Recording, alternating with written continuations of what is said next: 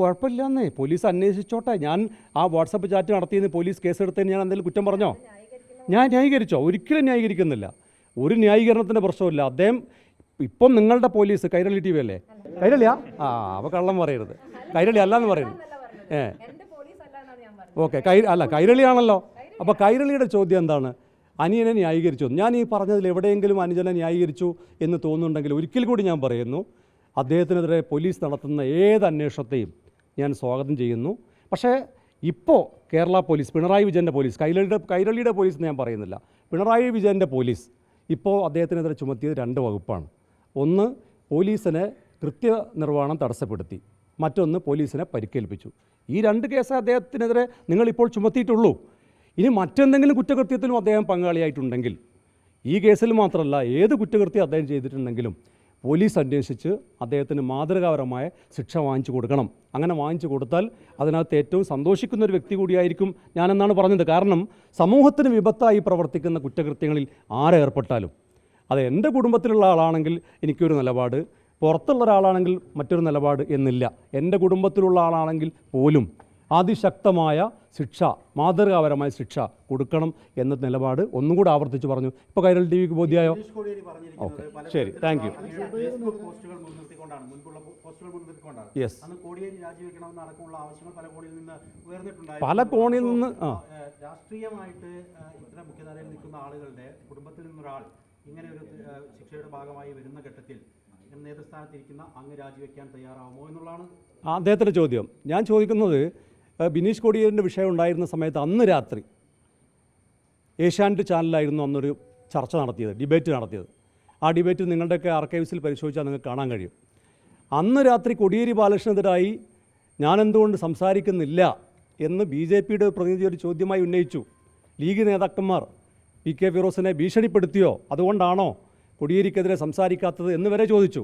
പക്ഷെ അന്ന് ഞാൻ ആ ചർച്ചയിൽ പറഞ്ഞൊരു കാര്യം, ഒരു മകനും മയക്കുമരുന്ന് ഇടപാട് നടത്താനോ മയക്കുമരുന്ന് കേസിൽ പങ്കാളിയാവണമെന്നോ ഒരച്ഛനും ആഗ്രഹിക്കില്ല എന്നൊരു നിലപാടാണ് ഞാൻ സ്വീകരിച്ചത്.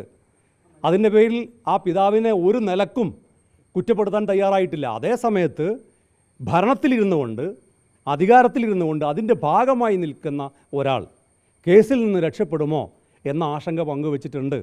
കാരണം എന്താണ്? അവർ അധികാരത്തിലിരിക്കുന്ന പാർട്ടിയാണെന്ന് മാത്രമല്ല, ബിനീഷ് കോടിയേരി അതിൻ്റെ ഭാഗമായി നിൽക്കുന്ന ആൾ കൂടിയാണ്. അതുകൊണ്ട് തന്നെ സ്വാഭാവികമായും അത്തരം ഒരു സംശയം ഉന്നയിക്കുന്നതിൽ ഒരു തെറ്റുമില്ല. അത് ഇനിയുണ്ടായാൽ ഇനിയും അത് ആവർത്തിക്കും, ഒരു സംശയം വേണ്ട. അതുപോലെയാണോ ഇക്കാര്യത്തിൽ എന്നാണ് എൻ്റെ ചോദ്യം. ഞാൻ രാജിവെക്കേണ്ടത് എന്തിനാണ്? ഈ പദവി ഉപയോഗിച്ച് ഏതെങ്കിലും നിലക്ക് അദ്ദേഹത്തിനെതിരായിട്ട് അദ്ദേഹത്തിന് അനുകൂലമായ ഒരു നിലപാട് ഞാൻ സ്വീകരിക്കും എന്ന ഭയം ആർക്കെങ്കിലും ഉണ്ടെങ്കിലാണ്. ഇപ്പോൾ പദവി രാജിവെക്കണം, ഇപ്പോൾ മന്ത്രിസ്ഥാനം രാജിവെക്കണം എന്നൊക്കെ ആളുകൾ പറയുന്നത് എന്തുകൊണ്ടാണ്? ആ മന്ത്രിസ്ഥാനത്തിരുന്നു കൊണ്ട് അധികാര ദുർവിനിയോഗം ചെയ്ത് അയാളെ സംരക്ഷിക്കുമോ എന്നുള്ളത് കൊണ്ടാണ്, സംശയമുള്ളത് കൊണ്ടാണ് ആ പദവി രാജിവെക്കണം എന്ന് പറയുന്നത്. ഞാൻ പ്രതിപക്ഷത്തിരിക്കുന്ന ഒരു ജനപ്രതിനിധി പോലും അല്ലാത്ത, അധികാരത്തിൻ്റെ ഭാഗമായി നിൽക്കാത്ത ഒരാളാണ്. മാത്രമല്ല ഈ അന്വേഷണത്തെ സ്വാഗതം ചെയ്യുന്ന ഒരാളാണ്. പിന്നെ എന്താ നിങ്ങൾ ചോദിച്ചു നേരത്തെ? ഇല്ല, ഒരു കേസിലും അദ്ദേഹം ഇങ്ങനെയുള്ള ഒരു കേസിലും ഇതുവരെ പ്രതിയായതായി എൻ്റെ അറിവിലില്ല. അദ്ദേഹത്തിൻ്റെ സോഷ്യൽ മീഡിയ അക്കൗണ്ടുകൾ പരിശോധിക്കുമ്പോൾ ഏതെങ്കിലും പ്രത്യേകമായ ഒരു രാഷ്ട്രീയത്തോട് ആഭിമുഖ്യമുള്ള ഒരാളാണെന്ന് എനിക്ക് തോന്നിയിട്ടില്ല. ഞാൻ അങ്ങനെ ഡീപ്പായി അദ്ദേഹത്തിൻ്റെ സോഷ്യൽ മീഡിയ അക്കൗണ്ടുകൾ ഫോളോ ചെയ്തിട്ടില്ല.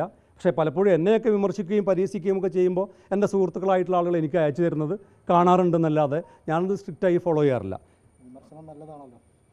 അതിലൊന്നും കുഴപ്പമില്ല. പക്ഷേ ഞാൻ പറഞ്ഞത്, ഇത്രയും കാലം എൻ്റെ രാഷ്ട്രീയത്തെയും എന്നെയും ഒക്കെ വ്യക്തിപരമായി വിമർശിക്കുകയും അതുപോലെ തന്നെ പരിഹസിക്കുകയും ഒക്കെ ചെയ്യുന്ന ഒരാൾ ഒരു ക്രൈം ചെയ്യുമ്പോൾ പിന്നെ എന്നെയുമായി ചേർത്ത് പറയുന്നതിൻ്റെ ഒരു ശരികേടാണ് ഞാൻ ചൂണ്ടിക്കാണിച്ചത്.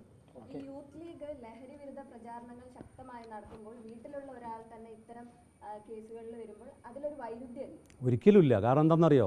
ഇത് എവിടെയാണുള്ളതെന്ന് ആർക്കാ പറയാൻ പറ്റുക? ഞാൻ തന്നെ പലയിടത്തും പ്രസംഗിക്കാറുണ്ട്. ഇപ്പോൾ എല്ലാവരും വിചാരിക്കുന്നത് അവനവൻ്റെ വീട്ടിൽ ഇതില്ല എന്നാണ്. അവനവൻ്റെ വീട്ടിലില്ല എന്നൊന്നും ആർക്കും പറയാൻ കഴിയില്ല. നമുക്ക് പ്രാർത്ഥിക്കാനേ പറ്റുള്ളൂ. ഒരു മുതിർന്ന ആൾ, ഇപ്പോൾ ഇദ്ദേഹത്തിനെതിരെ അങ്ങനെ ഒരു കുറ്റം തെളിയിക്കപ്പെട്ടിട്ടില്ല, അങ്ങനെ ഒരു ചാർജ് പോലും പോലീസ് ചെയ്തിട്ടില്ല. ഞാൻ അങ്ങനെ ആ നിലക്കല്ല പറയുന്നത്. അങ്ങനെ ആക്ഷേപം സൈബർ സഖാക്കൾ വ്യാപകമായി നടത്തുന്നു എന്നല്ലാതെ. പക്ഷേ ഞാൻ പൊതുവിൽ പറയാണ്, ആരുടെ വീട്ടിലെയും ഏതൊരാൾക്കും ഇത്തരം ഈ പറയുന്ന മയക്കുമരുന്ന് അല്ലെങ്കിൽ ലഹരി പിന്നെ ആളുകളുമൊക്കെ ആയിട്ട് ബന്ധമുണ്ടാകാം. അങ്ങനെ ഉണ്ടാവാതിരിക്കട്ടെ, നമുക്കൊക്കെ അതിനുവേണ്ടി ആത്മാർത്ഥമായി പരിശ്രമിക്കാം. അപ്പോൾ അതുകൊണ്ട് ക്യാമ്പയിൻ നമുക്കിനി നിർത്തിക്കളയാം എന്നൊന്നുമില്ല. നമുക്ക് ഈ ക്യാമ്പയിൻ ഇനിയും ശക്തമാക്കണം. നമ്മുടെ വീടുകളിലാണെങ്കിലും നമ്മുടെ കുടുംബത്തിലാണെങ്കിലും നമ്മുടെ നാട്ടിലാണെങ്കിലും എവിടെയാണെങ്കിലും അത്തരം സംഘങ്ങളെയും അത്തരം ഉപയോഗിക്കുന്ന ആളുകളെയും ഒക്കെ വേരോടെ അത്തരം പ്രവൃത്തിയിൽ നിന്ന് പിന്തിരിപ്പിക്കുന്നത് വരെ നമുക്ക് ഈ പോരാട്ടം തുടരേണ്ടതുണ്ട്. അത് ഇനിയും തുടരും, ഒരു സംശയം വേണ്ട. അങ്ങനെയാണെങ്കിൽ കോടിയേരി ബാലകൃഷ്ണനെ വിമർശിക്കേണ്ട കാര്യമുണ്ടോ? അതല്ല ഞാൻ ഇത്രയും നേരം പറഞ്ഞു. നിങ്ങൾ വൈകിട്ടാണോ വന്നത്? നിങ്ങൾ കുറച്ച് വൈകിയും തോന്നുന്നു. കോടിയേരി ബാലകൃഷ്ണനെ അദ്ദേഹത്തിൻ്റെ മകൻ അങ്ങനെ ഒരു കുറ്റം ചെയ്തതിൻ്റെ പേരിൽ വിമർശിച്ചിട്ടില്ല എന്നാണ് പറയുന്നത്. അതേ സമയത്ത് അദ്ദേഹത്തിൻ്റെ അധികാരം ഉപയോഗിച്ച് അത്തരം ആളുകൾക്ക് സംരക്ഷിക്കപ്പെടുന്ന ഒരു സാഹചര്യം ഉണ്ടാകരുത് എന്നാണ് അന്ന് ഞങ്ങൾ ഉന്നയിച്ചിട്ടുള്ള വിഷയം. അത് വളരെ കൃത്യമാണ്. അത്തരം വിഷയങ്ങൾ അധികാരത്തിലിരിക്കുന്നവരുടെ ഭാഗത്തുനിന്നുണ്ടായാൽ അത് ഇനിയും ഉന്നയിക്കും. അക്കാര്യത്തിലും ഒരു സംശയം വേണ്ട.